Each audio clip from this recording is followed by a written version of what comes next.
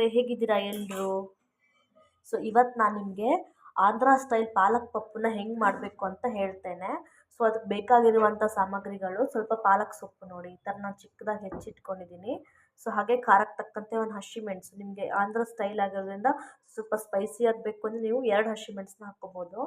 So ನಾನು 1 ಹಸಿಮೆಣಸನ್ನ ಹಾಕ್ಕೋತಿದ್ದೀನಿ. ನಿಮಗೆ ಖಾರಕ್ಕೆ ಎಷ್ಟು ಬೇಕೋ ಅಷ್ಟು ಹಸಿಮೆಣಸು.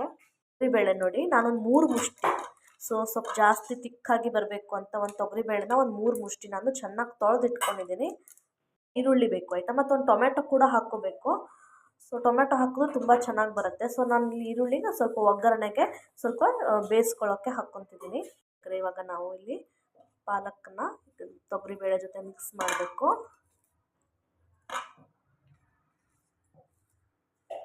ಹಾಗೆ ಸ್ವಲ್ಪ ಈರುಳ್ಳಿಯನ್ನು ಕೂಡ ಹಾಕ್ಕೊತಿದ್ದೀನಿ. ಒಂದು ಟೊಮೆಟೊ ಕೂಡ ಹಾಕ್ಕೋಬೇಕು, ತುಂಬ ಚೆನ್ನಾಗಿ ಟೇಸ್ಟ್ ಬರುತ್ತೆ ವೀಕ್ಷಕರೇ. ಕಾಣಿಸ್ತಾ ಇದೆಯಲ್ಲ ನೋಡಿ ವೀಕ್ಷಕರೇ. ಸೊ ಇವಾಗ ನಾನು ಇದಕ್ಕೆ ಸ್ವಲ್ಪ ನೀರನ್ನ ಹಾಕಿಬಿಟ್ಟು ನಾನು ಕುಕ್ಕರಲ್ಲಿ ವಿಸಲ್ನ ಒಂದು 3 ವಿಸಲ್ ಮಾಡ್ಕೊತೀನಿ. ತೊಗರಿಬೇಳೆನ ಚೆನ್ನಾಗಿ ಬೇಯಿಸ್ಕೋಬೇಕು. ಬೇಳೆ ಎಷ್ಟು ಚೆನ್ನಾಗಿ ಬೇಯಿಸ್ತಿರೋ, ಎಷ್ಟು ನುಣ್ಣಗೆ ಬರುತ್ತೋ ಅಷ್ಟು ಚೆನ್ನಾಗಿ ರುಚಿ ಬರುತ್ತೆ ವೀಕ್ಷಕರೇ. ಸೊ ಬೇಳೆನ ಚೆನ್ನಾಗಿ ಬೇಯಿಸ್ಕೋಬೇಕು. ನಾನು 4 ವಿಸಲ್ನ ಹಾಕ್ಸ್ಕೊತೇನೆ, ಬಿಕಾಸ್ ಬೇಳೆ ಎಷ್ಟು ಬೇಯಬೇಕೋ ಅಷ್ಟು ಚೆನ್ನಾಗಿ ರುಚಿ ಬರುತ್ತೆ ವೀಕ್ಷಕರೇ. ನೋಡ್ಕೊಳ್ಳಿ, ಇದನ್ನು ನಾನು ಕುಕ್ಕರಲ್ಲಿ ಇಟ್ಬಿಟ್ಟು 1 ವಿಸಲ್ನ ಕುಗ್ಸ್ಕೊತೇನೆ. ನಾನು ಸ್ವಲ್ಪ 4 ವಿಸಲ್ನ ಕುಗ್ಸ್ಕೊತೇನೆ, ಯಾಕೆಂದರೆ ಬೇಳೆ ಚೆನ್ನಾಗಿ ಬೇಯಬೇಕಲ್ವ. ಸೊ 4 ವಿಸಲ್ನ ಮಾಡಿಸ್ಕೊಂಡು ಕುಗ್ಸ್ಕೊತೇನೆ. ಕುಕ್ಕರ್ ಇಟ್ಕೊಂಡಿದ್ದೀನಿ.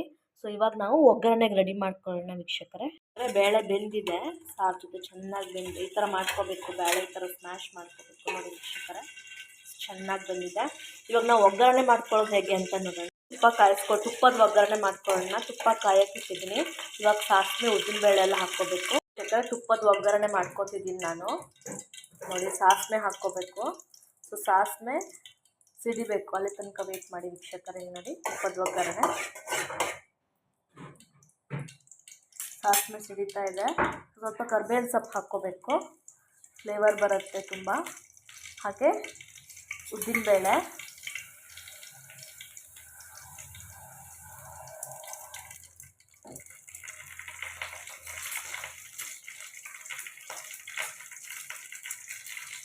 ಉದ್ದಿನಬೇಳೆ ಹಾಕ್ಕೋಬೇಕು. ಹಾಗೆ ಫ್ಲೇವರ್ ಬರೋಕ್ಕೆ ಸ್ವಲ್ಪ ಬೆಳ್ಳುಳ್ಳಿನ ನಾನು ಜಪ್ಪಿಬಿಟ್ಟು ಹಾಕ್ಕೊಂಡಿದ್ದೀನಿ, ಒಳ್ಳೆ ಫ್ಲೇವರ್ ಬರುತ್ತೆ ಅಂತ ನೋಡಿ ವೀಕ್ಷಕರೇ. ಇವಾಗ ನಾವು ಈರುಳ್ಳಿ ಹಾಕ್ಕೋಬೇಕು.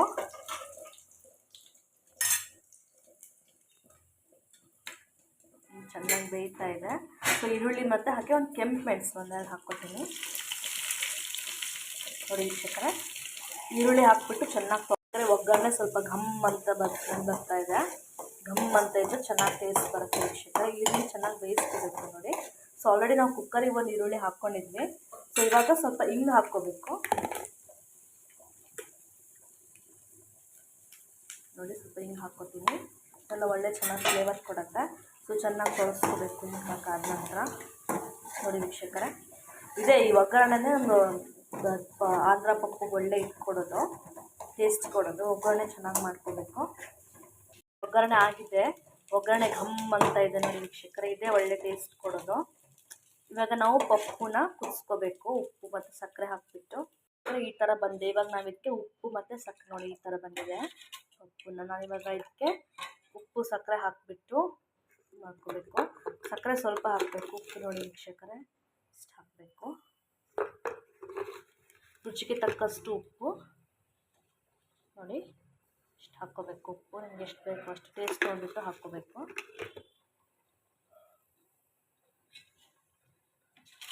ಹಾಕ್ಬಿಟ್ಟು ಚೆನ್ನಾಗಿ ತೊಳಸ್ಕೋಬೇಕು ವೀಕ್ಷಕರೇ. ಇದು 1 ಕುದಿ ಬಂದರೆ ಆಗಿಬಿಡುತ್ತೆ. ಸೊ ಸಾಂಬಾರು ಥರ ತುಂಬ ಹೊತ್ತು ಕುದಿಸ್ಕೋಬೇಕು ಅಂತಿಲ್ಲ. 1 ಕುದಿ ಬಂದು ಸ್ವಲ್ಪ ಚಿಟಿಕೆ ಸಕ್ಕರೆ ಹಾಕ್ಕೋಬೇಕು. ಇದಕ್ಕೆ ಸ್ವಲ್ಪ ಚಿಟಿಕೆಯಷ್ಟು ಸಕ್ಕರೆ ಹಾಕ್ಕೋಬೇಕು. ಚೆನ್ನಾಗಿ ತೊಳಸ್ಕೋಬೇಕು ಈ ಥರ.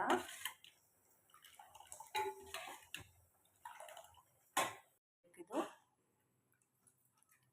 ನೋಡಿ ಕುದೀತಾ ಇದೆ. ಸೊ 1 ಕುದಿ ಬಂದರೆ ಸಾಕು. ಇದು ಬೇರೆ ನೀವು ಸಾರು ಸಾಂಬಾರೆಲ್ಲ ಮಾಡಬೇಕಾದ್ರೆ ನಿಮಗೆ ಅದು ತುಂಬ ಕುದಿ ಬರಬೇಕು, ಗುಡ್ಗುಡಿಸ್ಬೇಕು, ಕುದಿ ಬರಬೇಕು ಅಂತ ಅಂತೀರಾ. ಸೊ ಇದು ಒಂದೇ ಕುದಿ ಬಂದರೆ ಸಾಕು. 1 ಕುದಿ ಬಂದಾಗ ನಾವು ಲಿಂಬೆ ರಸ ಹಾಕ್ಕೋಬೇಕು. ಸೊ ಹುಳಿ ಬೇಕಲ್ವ, ಈಗ ಉಪ್ಪು ಹುಳಿ ಖಾರ ಚೆನ್ನಾಗಿದ್ದರೆ ಅಡುಗೆ ಆಗೋದು. ಸೊ ನಾವು ಒಂದು ಕುದಿ ಬರ್ತಾ ಇದ್ದಂಗೆ ಲಿಂಬೆ ರಸನ ಹಾಕ್ಕೋಬೇಕು. ಯಾಕೆಂದ್ರೆ ಹುಳಿಗೆ ಏನಾದರೂ ಬೇಕಲ್ವಾ, ನಾವು ಸಾಂಬಾರಿಗೆ ಸಾರಿಗೆಲ್ಲ ಹುಣಸೆ ಹಣ್ಣು ಹಾಕ್ಕೊತೀವಿ. ಸೊ ಇದಕ್ಕೆ ಹುಳಿಗೆ ನಾವು ನಿಂಬೆ ಹಣ್ಣಿನ ರಸವನ್ನು ಹಾಕ್ಕೋಬೇಕು ವೀಕ್ಷಕರೇ. ನೋಡಿ ಕುದಿತಾ ಇದೆ, ಚೆನ್ನಾಗಿ ಕಾಣಿಸ್ತಾ ಇದೆಯಲ್ಲ. ಇವಾಗ ನಾವು ಮಾಡಿ ಇಟ್ಕೊಂಡು ಒಗ್ಗರಣೆನ ಹಾಕ್ಕೋಬೇಕು. ನೋಡಿ ಎಷ್ಟು ದಪ್ಪ ಬಂದಿದೆ ಅಂತ ಹಾಕ್ಕೋಬೇಕು. ಆವಾಗ ನಾವು ಒಗ್ಗರಣೆ ತೋರಿಸಿದ್ನಲ್ವ ಅದನ್ನು ಹಾಕ್ಕೋಬೇಕು. ನೋಡಿ ಈಗ ಒಗ್ಗರಣೆ ಹಾಕ್ಬಿಟ್ಟು ಚೆನ್ನಾಗಿ ತೊಳಸ್ಕೋಬೇಕು.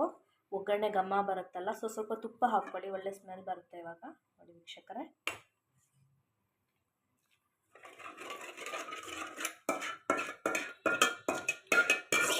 ಕಾಣಿಸ್ತಾ ಇದೆಯಲ್ಲ ನೋಡಿ.